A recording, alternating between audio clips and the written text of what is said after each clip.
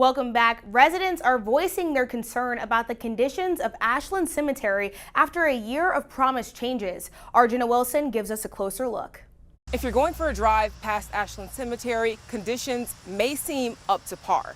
But for some residents, the grass isn't always greener on the other side. Joe Despain has multiple family members buried towards the back of the cemetery, an area he says has been neglected. They focus more on that area than they do in the back.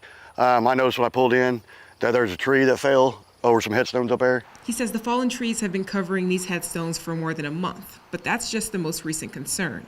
Despain comes out every 2 weeks trying to maintain gravestones with overgrowth, though some have already been completely covered by grass or are in the tree line. We had gravel laid and everything where you can go all the way through, and as you can see, it's no longer there anymore. Frustration is building for those with family members at Ashland as changes were expected. But owner E.C. Bullock says his first year taking over the business came with some drawbacks. Staffing changes, fallen trees from severe weather, and acts of vandalism are only the beginning of what has happened here. Despite these issues, staff has still managed to upkeep as much as they can. Any business in the death care industry, you have people that are very sensitive across the board. And so our intent is to make sure that things are appropriate and that we are maintaining the cemetery in a reasonable timeline.